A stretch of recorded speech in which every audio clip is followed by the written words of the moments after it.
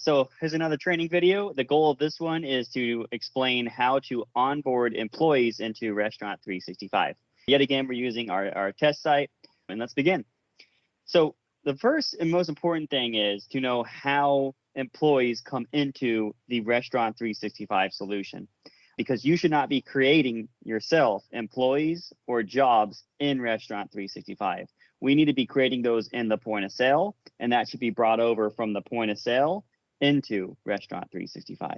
Let me show you. So one of the greatest things is you look back at yesterday on the home screen. I got it right here. Look back at yesterday. You can see I got sales summary, labor summary data. Oh, let's get the details of that by looking back at yesterday. We'll click in. So I want to look at my labor details. I got this total of labor in hours and dollars, right? But what is the detail? And I click into that, and here it is. So here's the answer of how things come into Restaurant 365 from the point of sale. The daily sales summary, to look back at yesterday. So this is how the system captures employee and job records by the DSS. So what that would mean is, let's say I hired Doug today, and that Doug's going to be a dishwasher. I would have to add Doug, the dishwasher, in the point of sale, and I'd have to do one additional step, because just by adding Doug, it doesn't mean Doug's coming in on the daily sales summary. What we're going to need to do is add Doug a punch at the store he's working at with whatever jobs we wish him to be scheduled by that very day. So I would, step one, right? Your onboarding employee. Go into your point of sale, add the employee to that point of sale and all jobs that they'll be working, and then give that employee a 0-minute punch for all the jobs that you wish Doug to be scheduled by. So if Doug's going to be a cook and a dishwasher, then go ahead and add a 0-minute punch for dish and cook that day, right? And so that means the system is going to capture Doug with all the other employees that had hours, because that is how the Restaurant 365 system captures those employees, is they have to have some form of a punch. Even a 0-minute would work.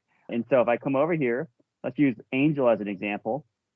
Angel, I have hours, I have the job, right? And it's captured. And since it's captured, I can click into Angel's employee record.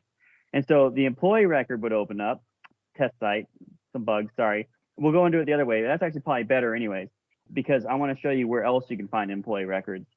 So if I come out of here, your employee records are not just found in the look back at yesterday. Odds are for y'all, where you're going to be using employees the most is in the scheduler itself. So you can click into the scheduler shift tile. If you ever see anything in your manager queue, definitely clear it, approve and deny those changes that employees are requesting. And so now that we have the employee captured from being created, right? We don't have to worry about creating it ourselves and adding their jobs. We can now use that employee. And how we use it is by coming in here and adding shifts. And again, the job that we want that employee to use should already exist, and the pay rate should already exist. So if I scroll down though, let's find Angel as the example. We got Angel's employee record here. I can click into it. I can schedule it. And the most important thing though is, you want your employee to be able to get on their phone, see their shifts, request off, message each other. We need to get this employee access to the mobile application in Restaurant 365. So this is how we go about that. Right here and under basic information of the employee, we have our contact information. And this is very, very important. We have to have an email address in order to grant access to the software on this employee, because the email address is going to be unique to this employee, and that's how the employee is going to get welcomed. Now, that's the only requirement is email, but I would challenge and say we need to have more than just email. Phone number is most ideal, because we live in a world, studies have shown, where the workforce desires a text message. It is a text-happy world. So let's go ahead and comply with that. So you can also put in a phone number here. So with an email and a phone number and your preferred contact method set to both text and email, that is going to be the way the system contacts Angel with that welcome to the Restaurant 365 solution. And so that way they'll get their welcome, they'll log into their account. So how do I send that welcome? How do I say, cool, this employee has the information they need.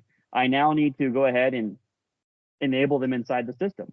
Well, you scroll down here and you want to grant app access right here. By hitting that check mark and hitting save, you have now sent a welcome, what the software has, to Angel via this phone number on a text message and via this email. Then some little additionals is if you ever got to reset the password, just hit this reset password button inside the employee record. It will send it via whatever method you choose. It will send that password reset link for the employee to take care of it. It's also important to note that this is the only way your employees can access Restaurant 365 is going to be their mobile application. They do not have access to the cloud-based URL. The mobile application is free though, and so they shouldn't have any troubles, and it works very well. That's where they can see their schedules, they can request off, they can message each other if you enable messaging, which I definitely would, and it's a great system. Okay, that's onboarding. I appreciate y'all.